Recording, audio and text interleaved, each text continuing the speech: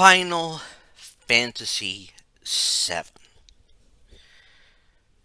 This game was epic for its time, for the time it was released.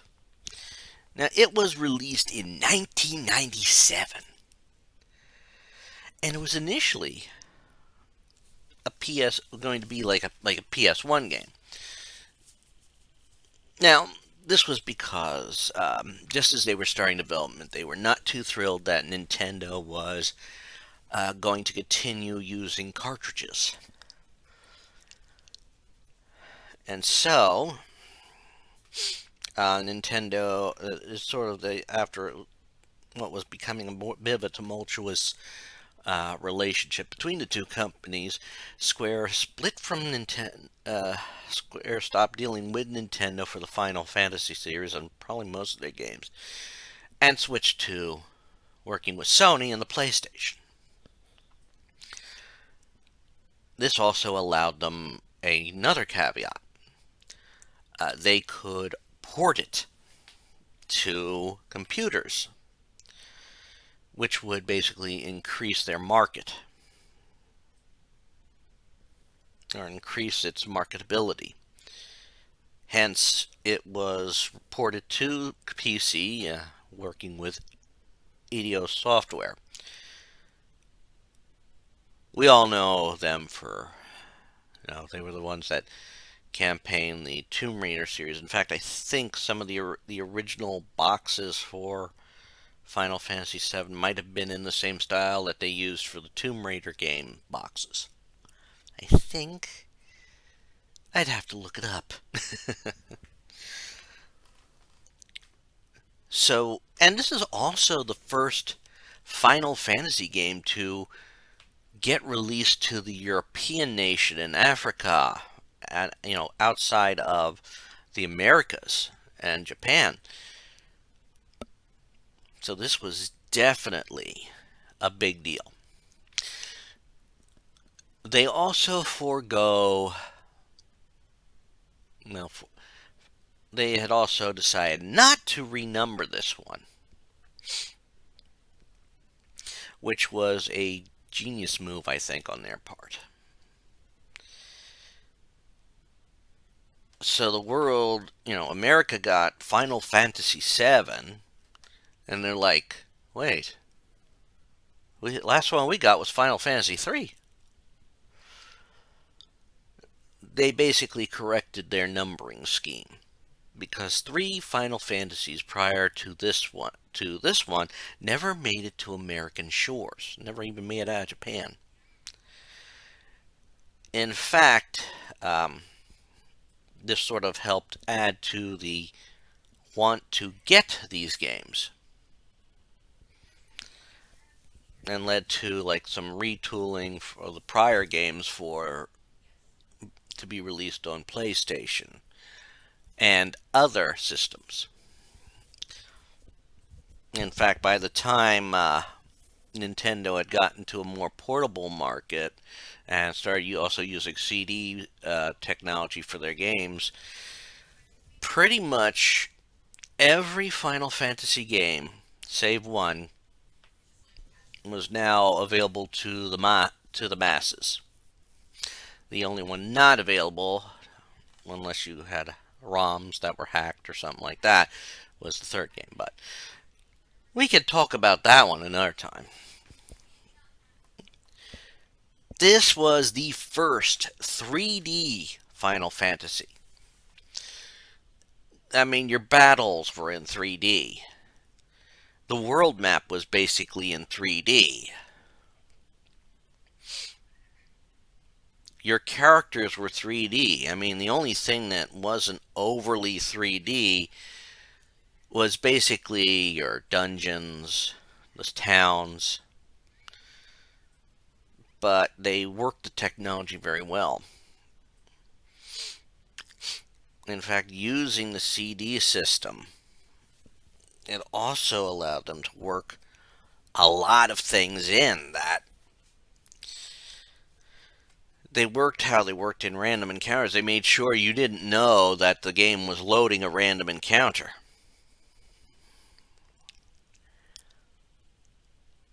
It was beautiful. It was a work of art. It's basically allows this game to can still be considered one of the greatest of all times. And it's also the first game in which our protagonist and their quote noted significant other potential is well, they do get sort of, it's hinted they get together in the end. And this has the first was basically, I'd like to say it was the first Final Fantasy that truly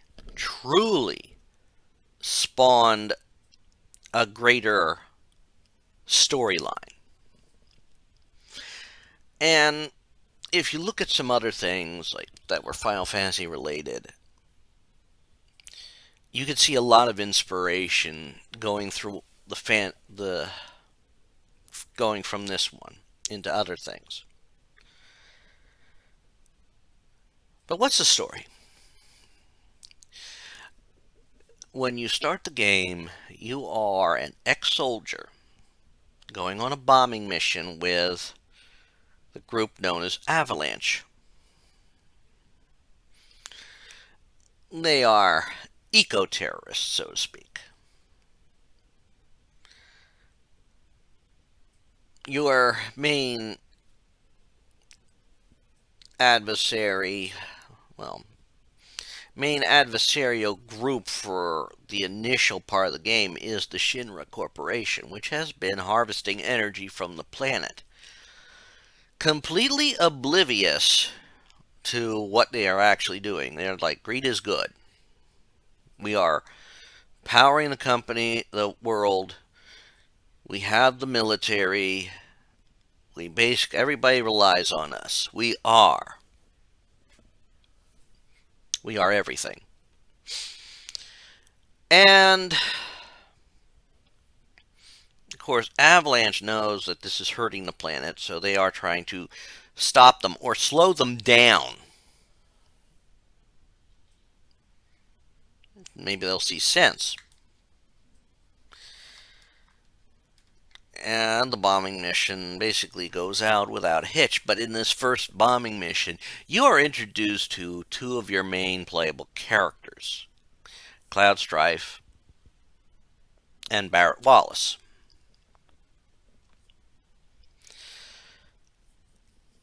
Barrett is gruff. Oh, no over nonsense. At the same time, he worries about his own charge, a young girl named Marlene, which when you first meet Marlene, it raises some questions, which get answered later. You get introduced to, quote, your bombing mission is in part your tutorial to the game. You are learning the mechanics of the game, how you are able to use magic, what materia is, stuff like fighting and limit breaks you get introduced to. The first time such a concept was in the games, I think. Now, once you are successful with your bombing mission, you go back to the slums. You also meet up with Tifa. She runs the bar known as Seventh Heaven. She is also the, quote, possible main love interest for Cloud, Tifa Lockhart. She's basically become a pin-up girl for the start of the 3D era of gaming. In fact, yeah, she is. I like her backstory even more than the outfit they gave her, which as she is technically your monk type character in an RPG, she is very her attacks are mainly with punches and kicks and all that, which the outfit works well with.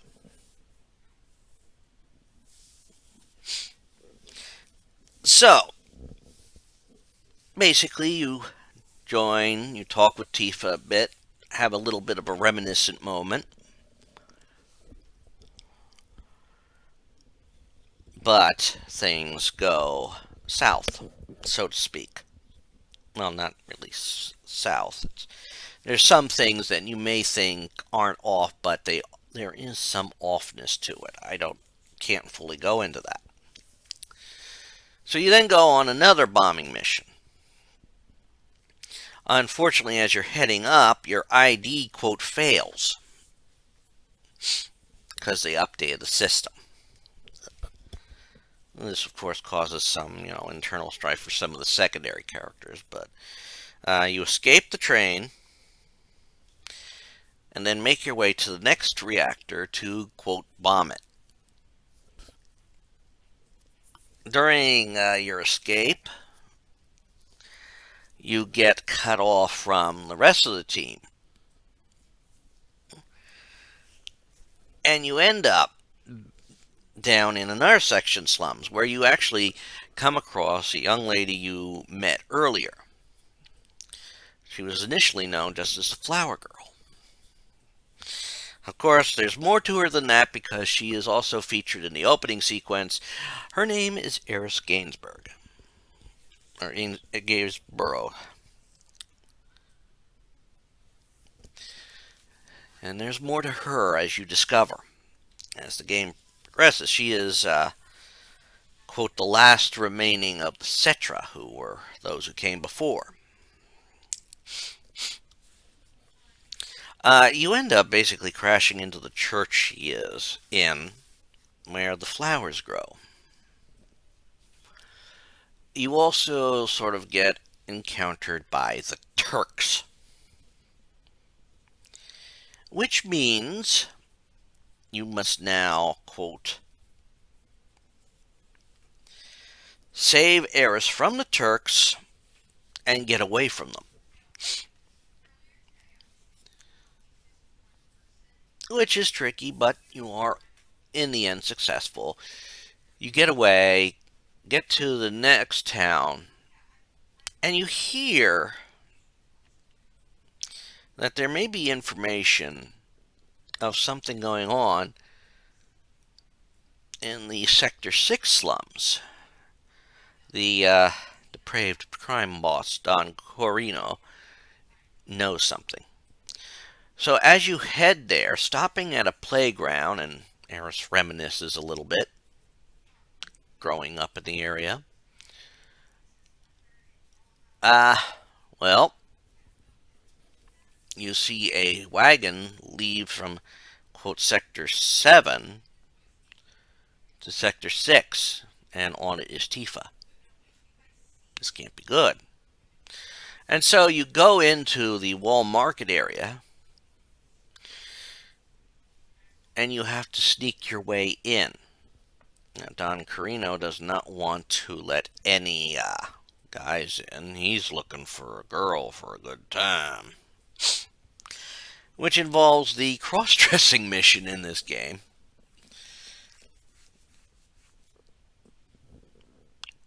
Which helps some people out, a tailor who needs inspiration, getting certain items that you're going to need, a wig and all that.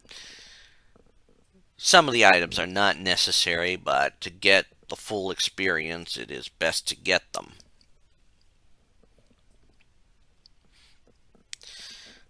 And of course, by the time you do reach him, and depending on his choice, what you have to do, and after finding Tifa,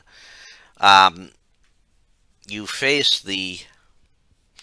He tells you what's going on, but he's very, after some threats to his manhood, that The Turks are going to set the Sector 7 plate to crash on the slums. Loss of life will be high.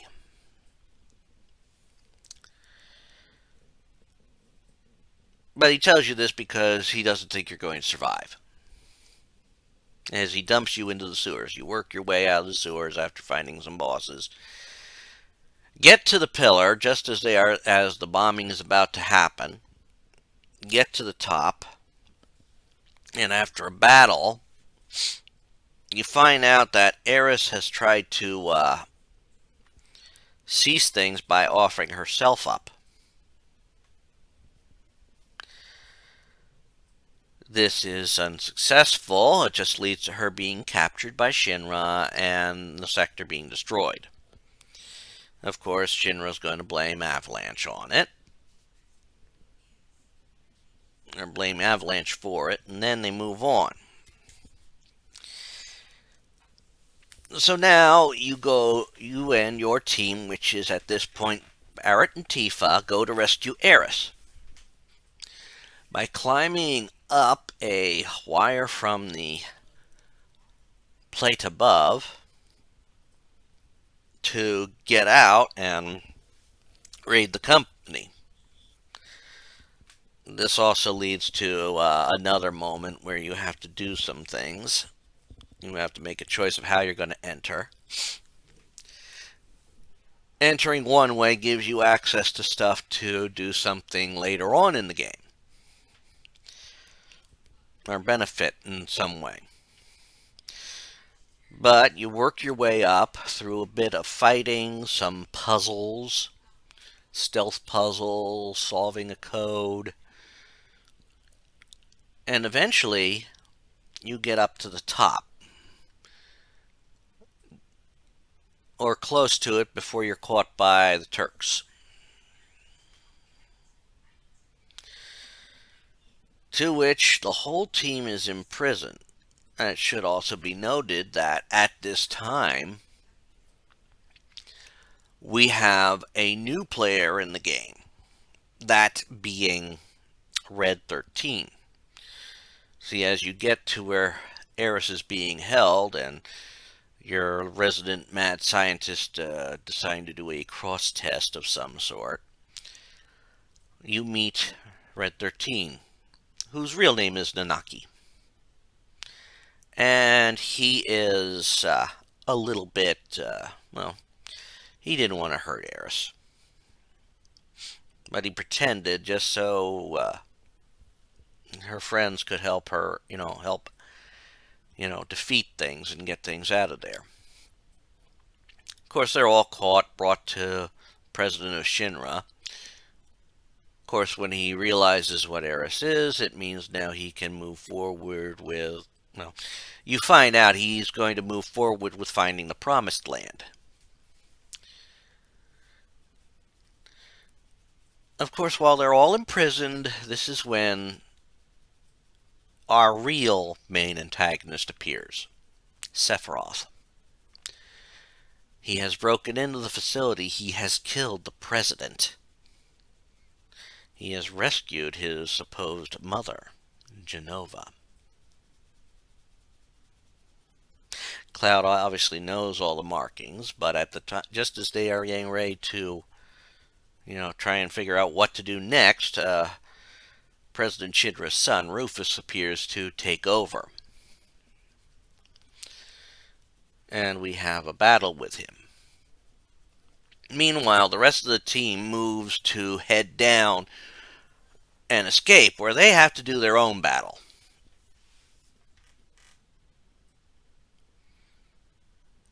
Now, once that is done and you escape, you basically then have a motorcycle race out of the city, one final boss, and then you leave the city and move on.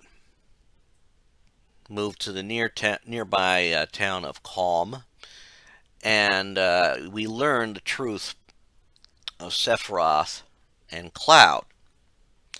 Somewhat. I say somewhat because that is explained later. We have a playable, quote, cutscene, or a playable flashback on which Sephiroth and leading a troop of soldiers, which includes Cloud. He is there for that, yes. They go to the Mako reactor in Nibelheim, which is actually Cloud's hometown and Tifa's hometown. To which we find that some sort of experiment's been happening to soldiers, turning them into monsters. And of course, this is also where Jenova initially is. And then when they go back to the Shinra mansion, Sephiroth has basically sealed himself up in the place and discovers that his mother is Jenova. Well, that it's alive. And this somehow twists him.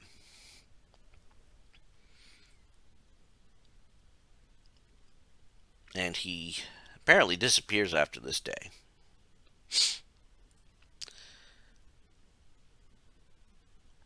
So then you begin on a long trek. Working your way, you first have to learn how to catch a chocobo so you can cross the swamp to the Mithril mines. Because in that marshy area is the Midgard Zolom, which is a big-ass snake, which you are too weak to fight and survive. A lot later in the game you can kick its ass. And you learn about chocobos because they will come in handy later in the game. You get through the mines, have a brief encounter with the Turks, come across Fort Condor, which everybody's trying to get to it. The company's trying to get to it, but they want to protect it because of a giant condor on top of the reactor. And then you make your way over to Junon. Now, along the way, you can meet one of your, quote, secret characters, ones that you would not meet otherwise in the game. That being Yuffie, who is a ninja. She's also a materia thief. Does everything she can to get at materia. She is from Wutai, which prior to the game there was a war with.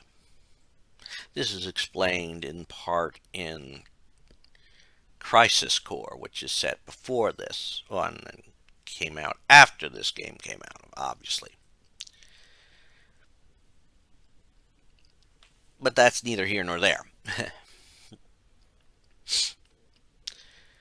You make your way to Junon, where you have to somehow get up to the upper area, blend in with the soldiers up there as they have a parade for Rufus's coronation. Well, of course, Rufus also aware of Sephiroth being in the area.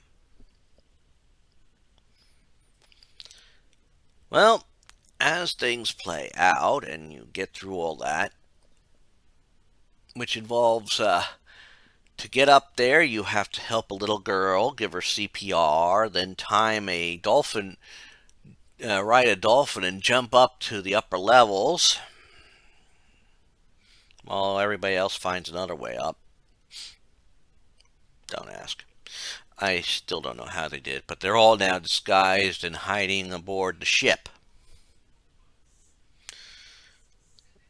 Of course, your only notification is as when you get through with that part of the game, you see what looks like Red's tail.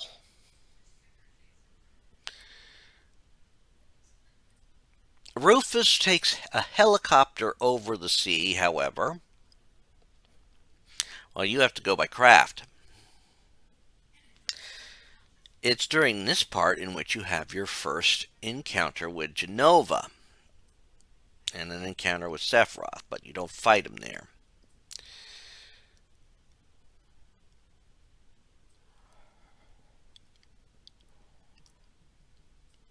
Of course, once that's over, you're now in Costa del Sol, on the second of the main, no, of the main continents. And now you're working your way around, which in turn leads you to leaving Costa del Sol and finding your way to Mount Coral, where there's another reactor, as well as Corel Town, which is where Barrett's from. And they're not too nice to Barrett, because it was his decision and his deciding decision to work with Shinra, which in turn caused the town to go into ruin. Mainly because Shinra basically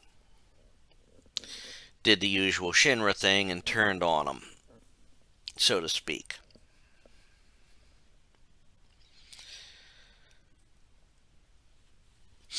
However, Coral is the only known station to the Gold Saucer area, which is a little bit of a jovial place. Nice. Good place to build up some things so you can get some stuff for later in the game. Of course, Sephiroth causes some trouble while you're there that you get blamed for, and you get tossed down to the prison. But before all that, you get to meet with an unusual character, a cat riding a robot Moogle. This is Cat Sith, which if you look up your lore, you'll find there is a Cat Sith in lore. And once you meet up with him and everything goes downhill, you're thrown down to the prison. Now there's a way out of the prison. Of course, that it would be taking part in the races, but in order to get there, you have to take care of another little problem. The main, quote, problem in the prison. A man with a gun, a man with a gun for his arm. You see, Barrett has that feature, and which is why you get blamed for everything that happens up there. Although I think Sephiroth was part of it. Another figure has caused a rampage, that being Dyne. Dyne was Barrett's friend. In fact, when everything went down and Dyne was thought dead, as well as Dyne's wife, who was dead, the only one of Dyne's family left was his daughter, Marlene, and Barrett raised her like his own daughter. It was the least he could do. And of course, this Dyne, now knowing she's alive, wants to kill Barrett and also get her and basically end their suffering, both of them. So you have a solo battle with Barrett versus Dyne. Once that's done, you meet with, I believe her name was Esther, and you do the chocobo racing. And you must win the race in order to leave. You also get a buggy. This buggy will allow you to get out of the desert, because the desert is an area that once you get into, you can't get out of. Not by foot. You can by flying, driving, chocobo, As long as you have a vehicle of some sort, or a mode of transportation of some sort, you can get out of the desert. And you start heading over towards Nibelheim. passing an area that was where Zack Fair was from, as well as an area that Eris had visited, where you find that that Shinra is seeking something there, but can't find it. And then you eventually make your way to Cosmo Canyon, which is where Nanaki is from, Red 13, where you meet the Elder, Nanaki's quote grandfather, and you learn about the plight of the planet, about the life stream, about quote Gaia. This is part where they got the Gaia theory in the Spirits Within movie, in parts. That's actually been floating around, I think, in some mainstream science of that for years prior to that.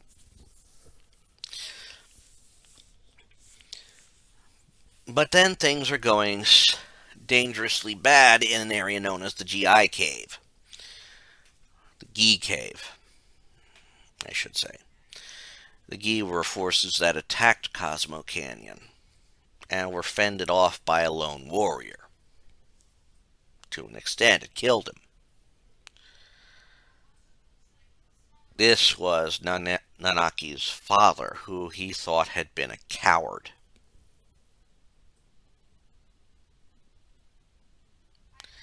Well, everything plays out. You defeat the forces there and are able to continue on. I mean, it gave you something to do while your buggy was being repaired. And then you managed to make it to Nibelheim, which by all means should have been in ruins, but the place is completely fine. Neither Cloud nor Tifa can understand it, and none of the others can either.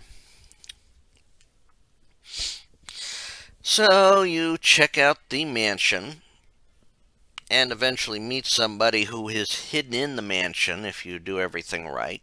That being Vincent Valentine, your other secret character.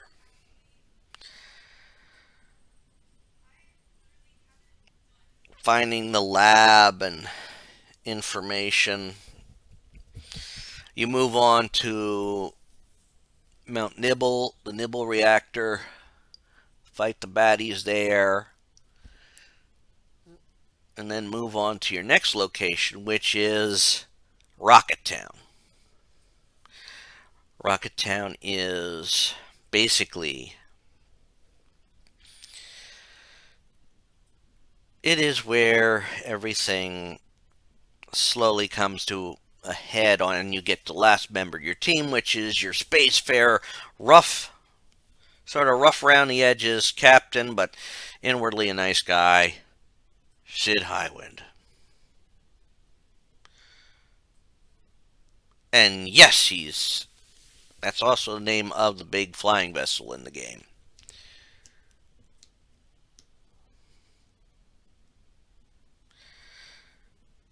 And Sid hears that Shinra is coming to town and thinking they want to restart the rocket program. Oh, no, we just need your plane. It's just, he's not too thrilled with, and he refuses. Then you find out that they were anticipating the refusal and sent one of their people to try and steal it. He's a bungler on that one. I think that was Palmer.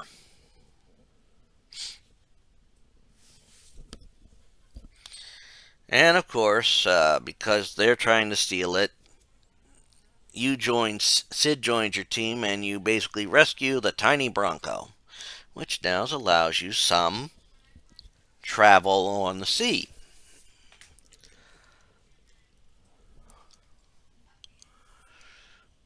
And then things change. You have an optional side missionaire to go through, which involves going to Wutai, in which Yuffie steals all your materia. You pursue her to Wutai itself, face her, or chase after her, eventually losing her. And to add to things, the Turks are in Wutai. They're on another mission, but also on a bit of a vacation. In fact, they're after Don Corino. Corino, whatever. He's in Wutai, and in fact, he abducts Yuffie as well as Elena of the Turks. And so, as the Turks saw it, all right, we're not after you, but the one we're after is also stolen one of your people. So we declare a truce and kick butt. To which they agree. And you kick butt, defeat Don Corino, and afterwards the Turks are like, okay. Sir, yes, we did our task, yeah. They also want us to keep an eye out for Cloud and his team. All right, tell them we'll be on it after vacation. But, sir, after vacation. Which shows the Turks are decent. Something you come across even later. The Turks understand more of what they're supposed to do. And while Shinra pays them, they have their own code of honor. Well, look the other way. You helped us out. We helped each other out. You know, that kind of thing. Also, every encounter you have with Turks, you don't fight them until they're, quote, dead. Until they, quote, retreat.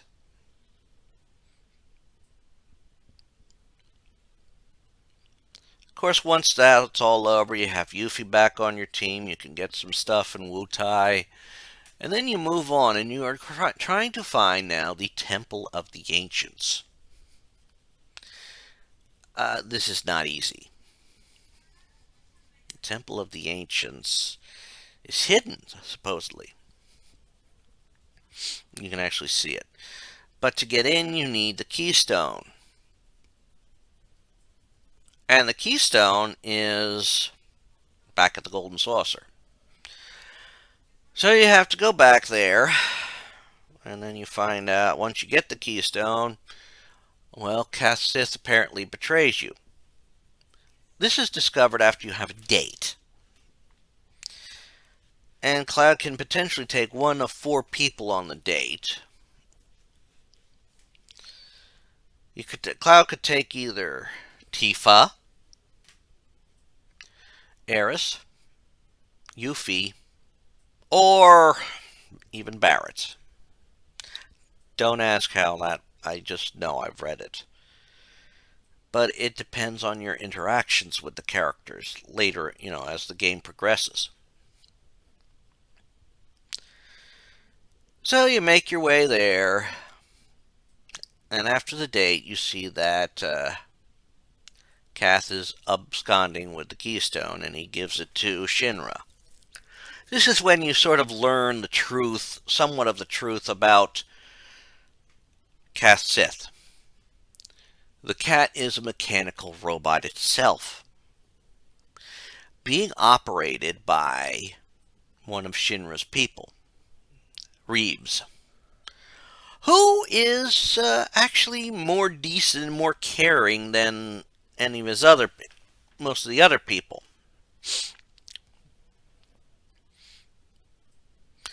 Well, we follow them, we get to the Temple of the Ancients.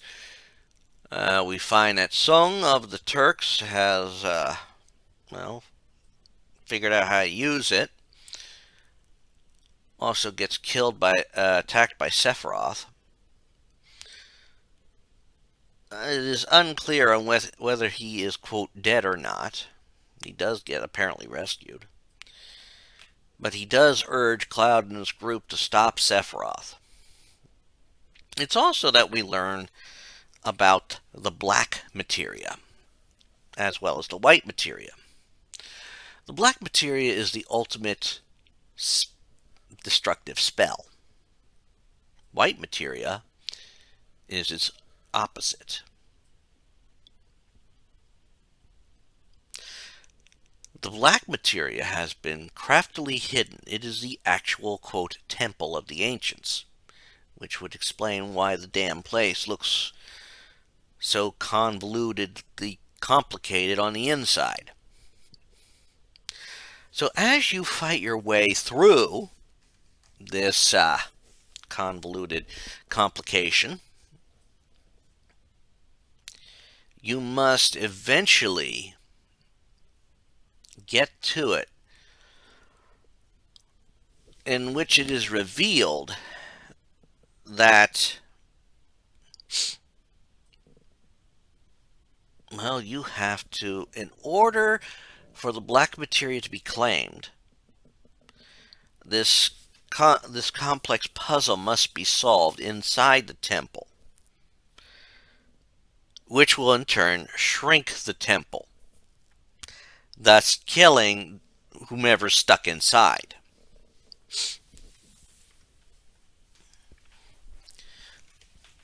And so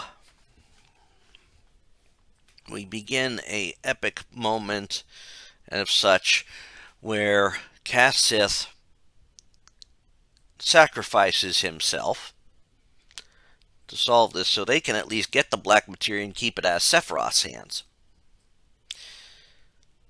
I don't think this went entirely as planned, because somehow Sephiroth still gets the black materia. And Aeris leaves the team, because she now figures out what she's supposed to do. She's an ancient, or they're descendant of the ancients. She's the last Cetra.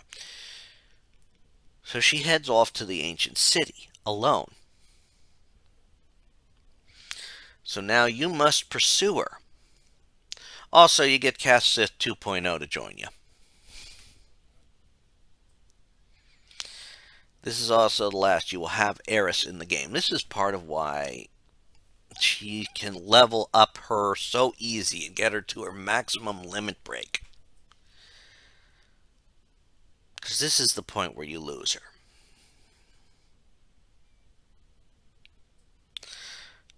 So then you make your way to the northern continent, which obviously is probably where the ancient city is.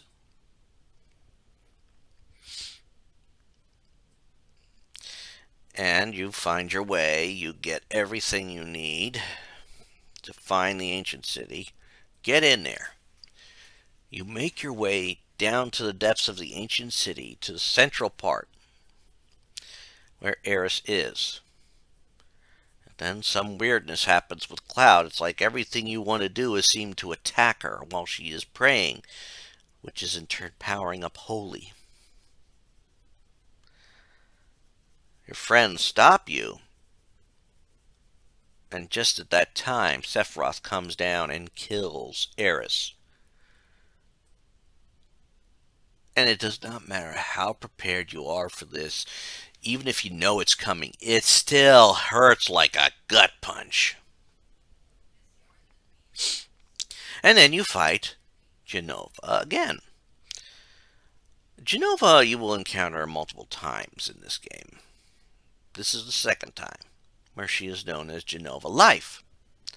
The first time was Jenova Birth.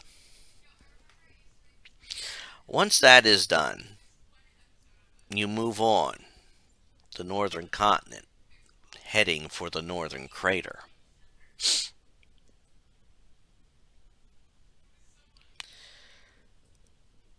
And through Icicle Town, where you can also learn the real backstory behind Aeris. That her mother and another professor, who was a colleague of Hojo's, well, he was learning about the Cetra. He fell in love with her, and and Aeris was the child of that union. And so she, quote, of course, Hojo abducts them, killing the professor in the process.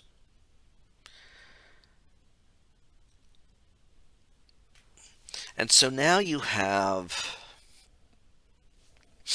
a lot more happening. Shinra comes to the town. You escape snowboarding down the mountain, going across the glacial Bay Area, which is amazing in and of itself, until you start climbing the Gaia Cliffs to the northern crater. This is a trial in and of itself, as you must constantly stop and lift your body temperature. You also have to deal with some nasty big bads up there, including the cursed Marlboro.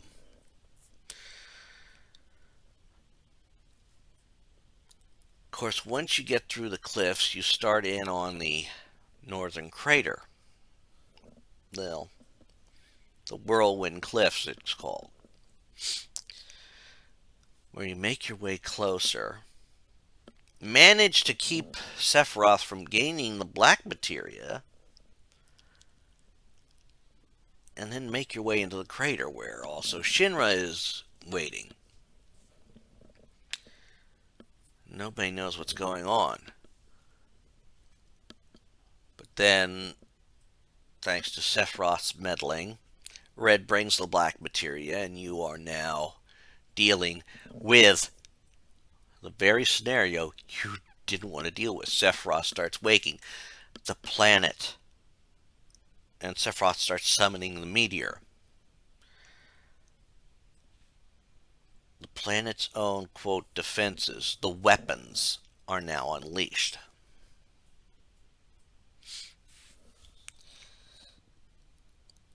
Cloud departs the team at this time, and then all hell breaks loose.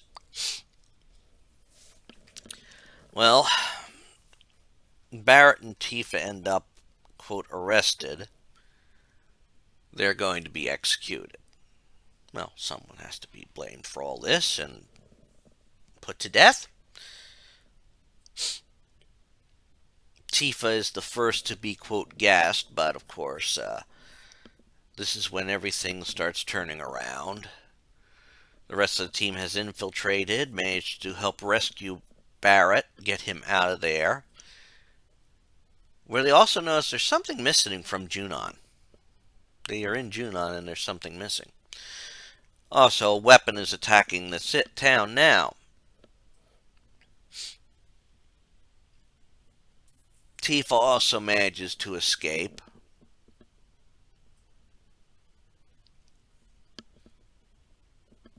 No, it's not missing yet, but it will be. Tifa and Scarlet manage to have a little slap fight, but Tifa prevails and gets rescued. And now they must seek out Cloud. And eventually their search brings them to Midel, where Tifa then stays with Cloud, and the rest of the team must now acquire the giant materia. Of course, once they do that, they're now dealing with more weapons.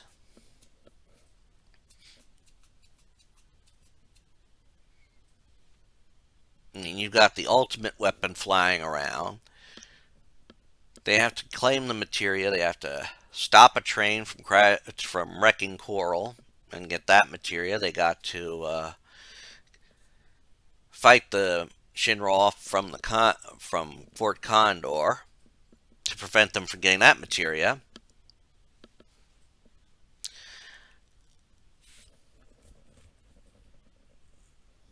In the process, Cloud needs to recover, which means a trip into the live stream. Once you have to do that,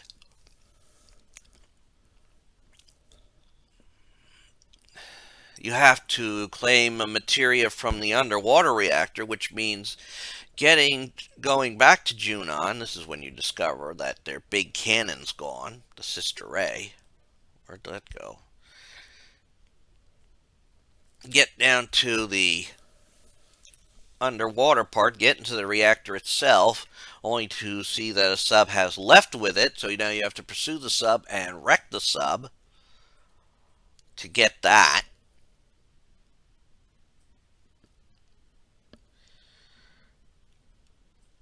And of course, your last one is you have to get the materia from the rocket. They're about to launch it up and to try and destroy Meteor, which will fail, regardless if you get the if you don't if the materia is there or not.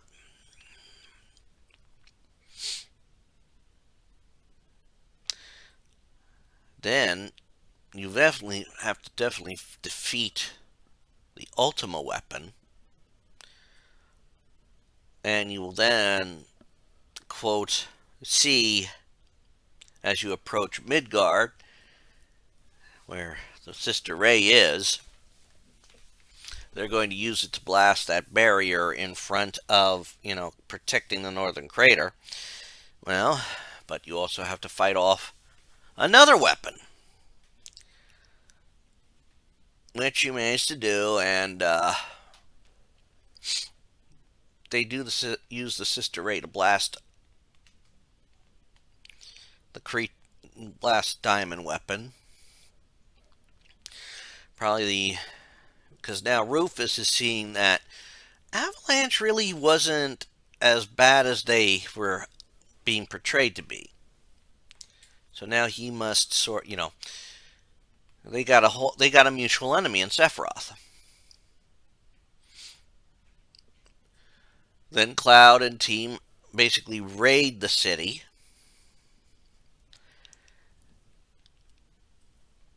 We find out that while it didn't appear to work before, Hojo's actually doing it to help his quote son. See, Sephiroth is really his son.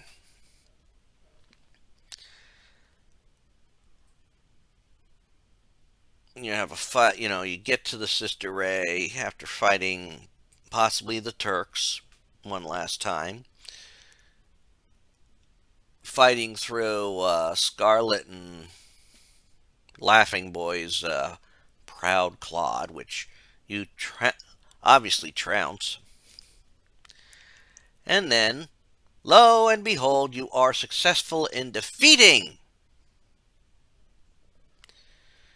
Hojo, but not before the ray blasts again. While it does shatter the barrier, this sets things up for the endgame.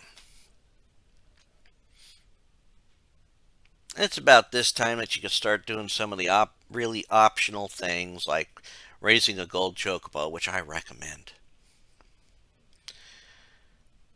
Gathering some material that are very difficult to get a hold of unless you have a specialized chocobo.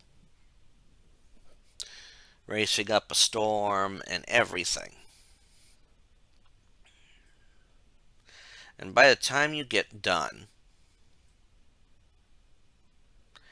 you head into the northern crater, working your way down to where Sephiroth is. And this is an epic battle. And this is also where you have some of the most toughest monsters in the game, which if you aren't leveled up enough, it's going to be brutal to get down there. And that battle with Sephiroth is going to be even more brutal.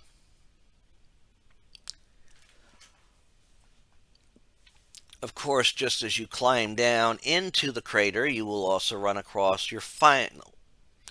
Well, I forgot to mention this before, but when you're almost at Sephiroth the first time in the northern crater, you fight Genova Death. This time when you're almost on Sephiroth, you fight Genova Synthesis.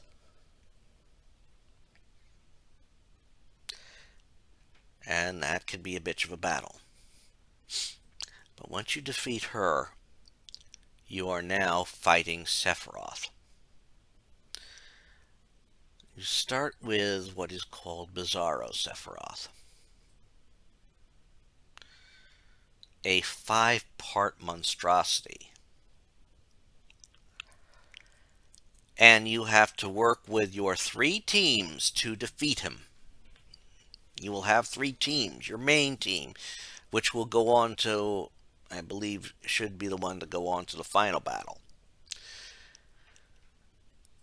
and two others. So you have to work with them all together.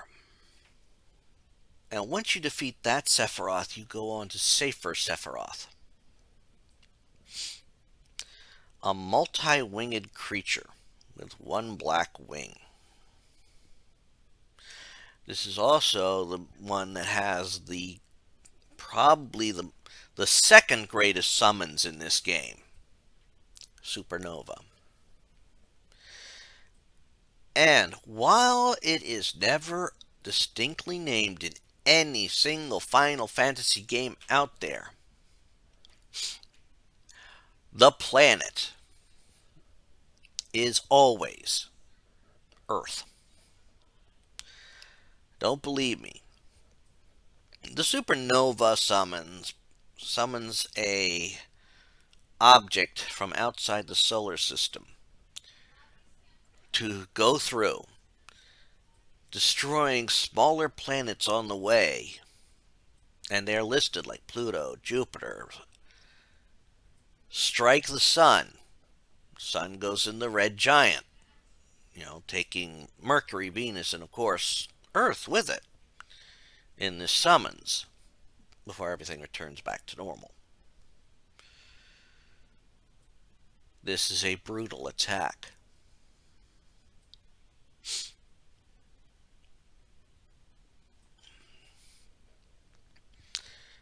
And once you finally defeat Sephiroth here,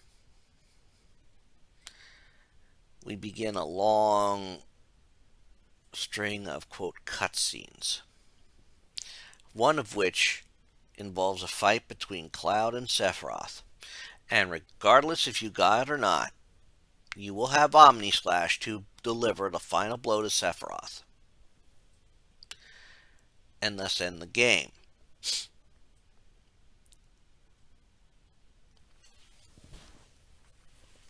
And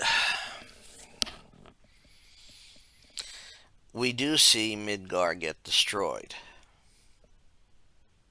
The total catastrophic defeat is stopped by the live stream, by Holy.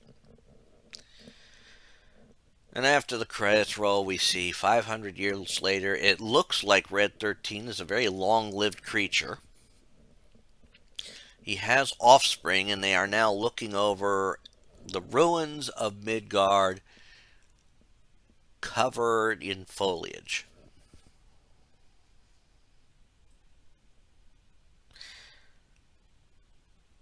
This is an epic, epic, epic game. Which the mechanics work so well. The mini games work so well. Your first 3D summons are beautifully done, including my all-time favorite, Knights of the Round, which is capable of delivering about 130,000 points of damage.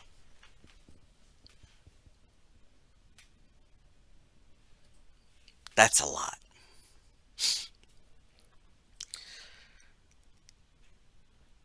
Some of these summons are just so beautiful and well designed. You could watch them. They're like their own mini movies. The materia, the summons, these are all things. I mean, the materia can add commands to. They can give you some bitching attacks. I mean, the double cut materia, you could attack. Your attack could be twice or four times if you really master it. A slash all materia is like, I'm attacking you all. It's epic. It's amazing. The story was amazing. Everything was amazing about this game. And they expanded so much on it, and gotten into a remake, which they are changing some things, apparently. But I mean, let's face it, the complete timeline now of this game and its companions. It is the first soldier, which is like a prequel type game. I don't know what system or that was on. You have Before Crisis, events before Crisis. You have Crisis Core, where you first truly have Zack Fair and and Sephiroth goes from being soldier to problem. You have Final Fantasy VII next. Then you have Advent Children, which is set after the events of the game, but before 500 years pass. Where Sephiroth apparently returns, and then you have after that Dirge of Cerberus. You have a memorable soundtrack. I mean, this game came at a time when MIDI files were the big thing. And One Winged Angel has actual vocals in it, which blows the mind. The soundtrack for this game is about 4.5 hours long.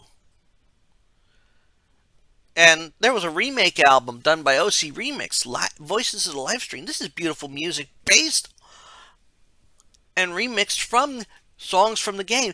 That's literally probably about 4 hours, maybe less. This is a game that revolutionized things. From a franchise that literally saved a company. This is a game you must experience. While the graphics may appear dated for the original, I recommend playing the original. And you can see why this was so epic.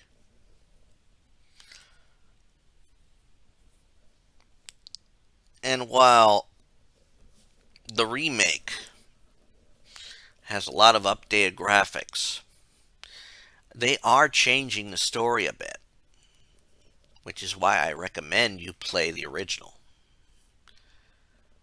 Get all those moments, enjoy all those moments. You can find it on pretty much anywhere now. I got my copy from, I think, Square, but then they sent it out to Steam for. I was a little bit surprised by that. But play it, experience it. And that's all I'm going to say about Final Fantasy VII. I hope you've enjoyed listening, and I hope you take care. I hope you all have fun, and check out all the other videos that are up on the channel. And until my next retrospective, watch all those videos, and I'll be starting another Final Fantasy game in less than a week from when you hear this. Until next time, goodbye all.